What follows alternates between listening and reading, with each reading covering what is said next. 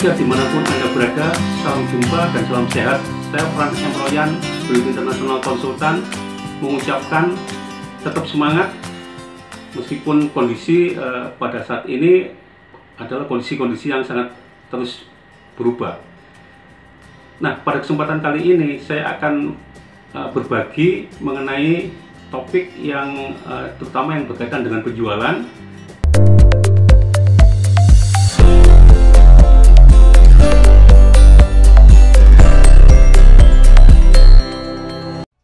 Sama-sama. Jadi ini Pak, menurut Bapak bagusnya Pak, kalau kayak kami perusahaan baru sekali kami buta Pak, itu berarti kan harus cari sales yang bener Pak. Kalau kita ketemu salesnya yang pemain misalkan, dia masuk terima gaji doang, terus dia nggak jualan, dia cuma nongkrong di warung kopi dan sebagainya, kan pusing juga tuh Pak. Iya betul Pak. Artinya itu lebih bagus cari yang pengalaman atau memang kita didik Pak? Itu yang pertama. Terus yang berikutnya itu rata-rata kalau waktu didik sales itu sampai jadi, misalnya kita ketemu nih Pak orang jujur, kemampuan jualannya atau membujuknya memang masih belum jadi gitu. Nah itu sampai jadinya biasanya berapa lama ya Pak ya? Tergantung. Jadi gini Pak, memang sih kita ada kendala di beberapa klien kita juga ada kendala Pak. Jadi kalau kita pakai orang yang pengalaman, biasanya, perusahaan diobrak-abrik kayak gitu Pak. Iya. Tapi kalau kita cari orang-orang yang fresh graduate atau mungkin pengalaman 1 tahun 2 tahun, kita memang lelah dididiknya Pak, lelah dididiknya. Tapi itu bisa disiasati kok waktu nanti kita rekrut. Yang pertama kita cari orang-orang yang industrinya pernah, kalau misalnya kan kalau yang fresh graduate ya minimal 1 tahun atau 2 tahun Pak ya, itu kita rekrut. Cari yang mereka yang pernah pengalaman di bidang yang hampir sama, itu lebih mudah. Ya karena apa? Karena kalau kita kasih wilayah, kebetulan dia wilayahmu mana misalnya, Bogor bagian utara misalnya, dia sudah pengalaman di sana. Dengan produk yang mirip dengan produk yang kita jual misalnya, itu akan lebih mudah. Karena apa? Pelanggan-pelanggannya sudah kenal dia gitu loh Pak. Itu akan lebih mudah. Jadi kita cari orang yang secara pengalaman tidak banyak, tapi dia pernah melakukan di wilayah yang sama sesuai kita cari, lah kayak gitu. Itu bisa membantu juga. Jadi untuk pelatihannya atau trainingnya tidak terlalu panjang, karena dia sudah pengalaman. Tinggal kita mungkin mengajar ke produk miliknya saja, serta mungkin prinsip-prinsip yang lain termasuk kebijakan perusahaan itu seperti apa kayak gitu. Jadi lebih ke sana. Kan kalau sales ada sales umpamanya dia bilang pengalamannya besar tapi bidangnya beda, jual mobil gitu, sementara kita FMCG, itu baiknya jangan ya Pak ya? Jangan Pak. Jadi cara menjual mobil dengan cara menjual produk-produk konsumer itu beda sekali. Jadi seninya itu berbeda sekali. Kalau bisa ya cari di industri yang sama, mirip dengan pelanggan yang mirip-mirip juga. Itu mungkin yang bisa ini ya. Dari bapak-bapak yang lain mungkin ada, mungkin sedikit Pak Fran, mungkin menyambung Pak Jul tadi ya. Mungkin kalau untuk tim sales ini opini misalkan kolaborasi gimana Pak Fran? Jadi artinya seperti yang disampaikan tadi, cari yang pengalaman harus sesuai yang dari produk yang pernah dijual sama sales tadi. Sama mungkin ada sales yang benar-benar fresh. Jadi biar kita tidak hanya berpaku kepada yang benar-benar senior Pak. Kalau yang tadi hanya mengutamakan yang senior atau yang sudah pengalaman banget, nanti takutnya seperti yang disampaikan tadi Pak, nanti hanya nongkrong kopi misalkan. Jadi bisa lakukan juga yang fresh juga kita ambil mungkin secara persentase lebih kecil misalkan, sehingga dia bisa kita didik gitu. Ya bisa itu Pak. Gimana Pak Frans? Bisa, tidak apa-apa. Kita juga pernah lakukan seperti itu Pak. Jadi melakukan apa yang namanya mix antara yang pengalaman dan tidak berpengalaman. Cuma nanti tugasnya untuk yang lebih berpengalaman tuh dikasih customer yang sulit, customer grosir misalnya, itu kan customer yang sulit Pak. Jadi customer yang sulit ini kita kasih orang yang lebih berpengalaman. Kemudian yang customer yang lebih muda, yang mungkin yang retail atau mungkin modern market yang lebih ini nggak apa-apa dikasih orang yang mungkin pengalamannya setahun 2 tahun di industri yang mirip gitu Pak. Boleh, nggak apa-apa seperti itu. Ya, ya Pak. Saya dulu pernah malah ini semuanya orang senior, tapi itu memang project Pak. Jadi dibuat project dalam setahun senior ini yang bagus-bagus saja yang diteruskan, nanti sisanya dicari yang baru-baru Pak. Baru-baru yang masih lebih muda-muda kayak gitu. Jadi yang senior ini hanya juga cuma buka jalan karena produk baru Pak. Buka jalan saja. Setelah itu baru diganti yang senior, yang junior, tapi yang sudah kita siapkan dan kita didik seperti itu Pak. Ya berarti menyambung yang seperti yang Pak Ansari sampaikan, otomatis kalau pemilihan Salesforce itu kita juga tergantung daripada kebutuhan Pak ya. Sebagai contoh tadi kalau pas NPL atau membuka area baru, mungkin yang tipikalnya tadi yang 4 tadi disampaikan yang teratas tadi Pak ya. Iya, yang untuk daerah baru diusahakan cari yang Sangunis dan Koleris Pak. Ya. Itu cari itu. Nanti pakai tes sederhana itu bisa Pak. Jadi dilihat. Itu sudah ketahuan. Kalau yang Sangunis itu orangnya bicaranya lancar, kemudian bergaulnya juga sama orang gampang gitu. Lebih orientasi ke orang. Kalau yang Koleris itu orangnya kerjanya cepat terus agresif dan kemudian tidak mau dikalahno kayak gitu Pak. Itu biasanya untuk dobrak pasar baru cocok itu Pak.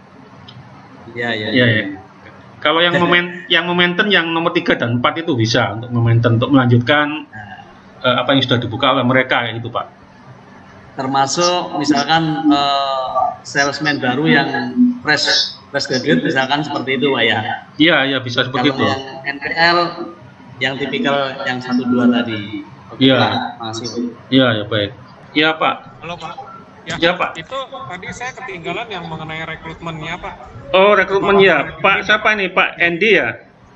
Pak Hendi ya. Iya Pak Endi. Gimana Pak? Pertanyaannya apa Pak ini Pak?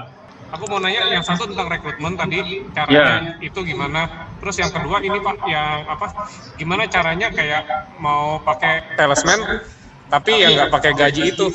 Oh itu tergantung produknya Pak. Tapi yang nggak pakai gaji pakai insentif. Yang pertama kalau rekrut seperti itu ya ini Pak, mungkin di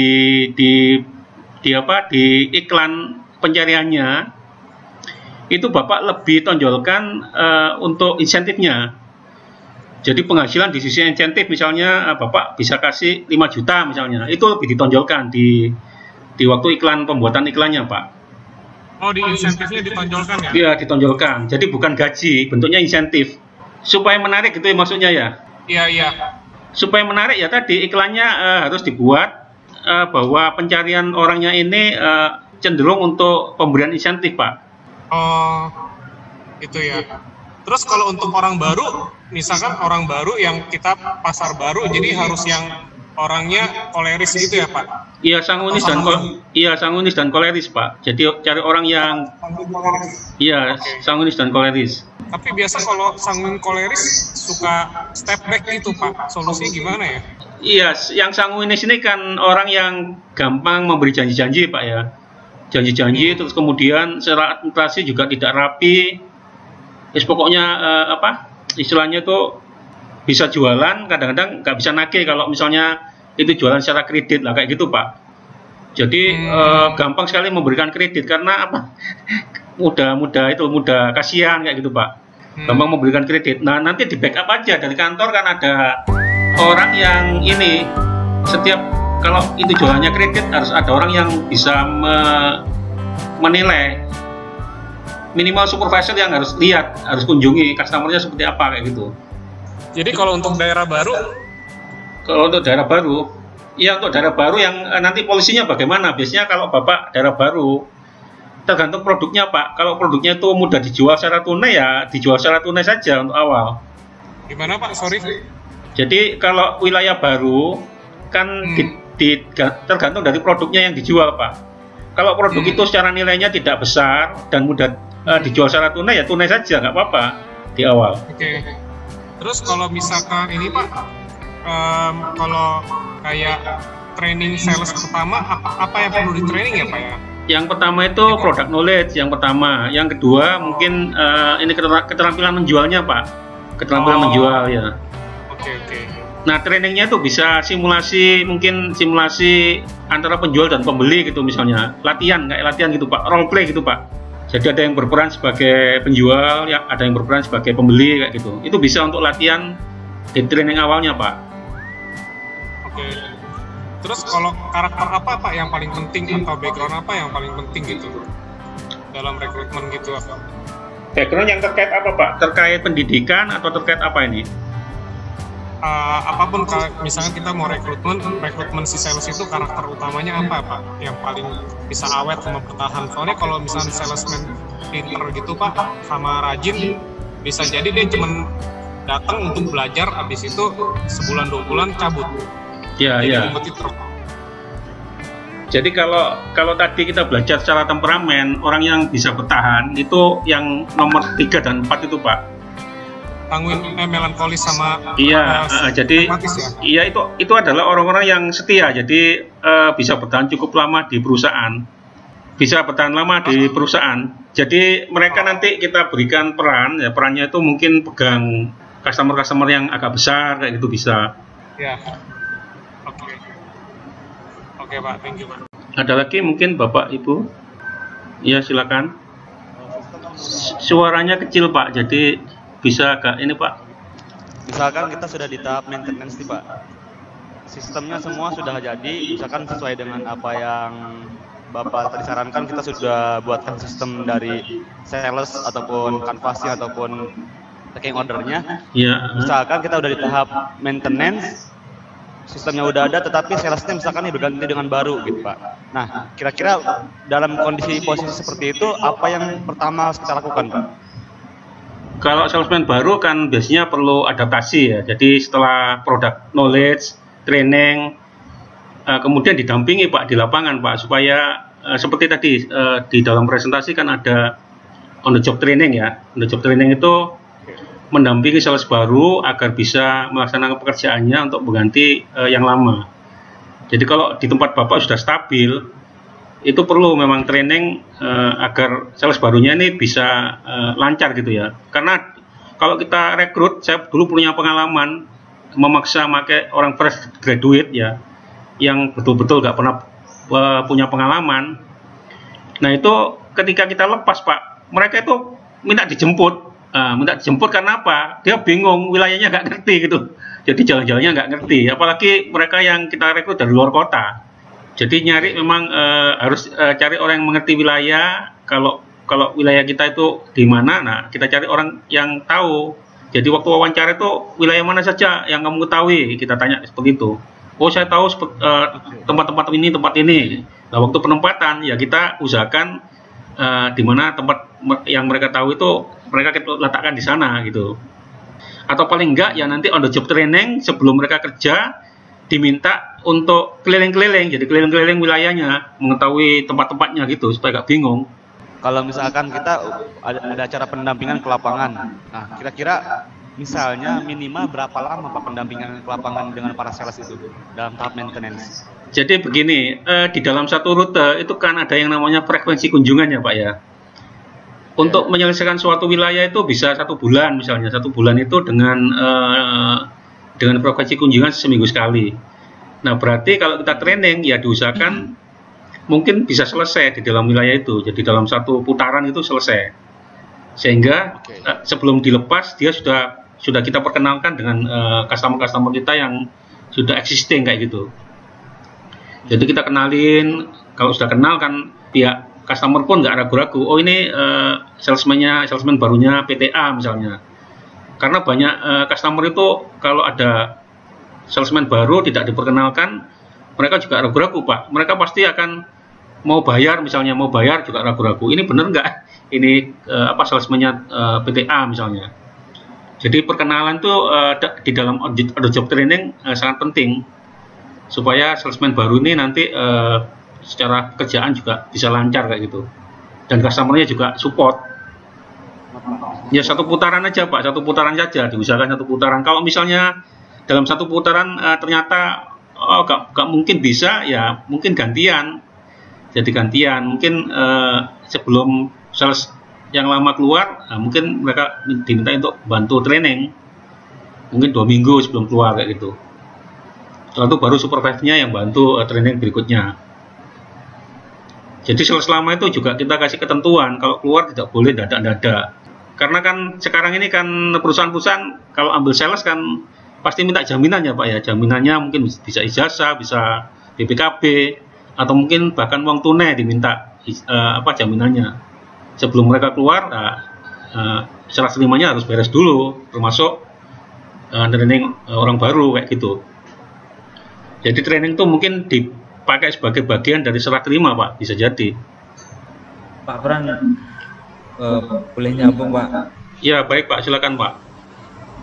Maksudnya saya mau ini yang pernah saya lakukan ini bener apa salah ya? Dulu waktu saya awal juga terima sales baru itu on the job training itu saya kasih 3 bulan, terus kemudian dari gaji pokok itu saya kasih cuma 75%.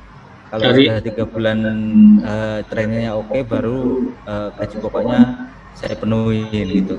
Itu menurut Bapak itu aturannya salah bener kalau saya ngelakuin kayak gitu Pak?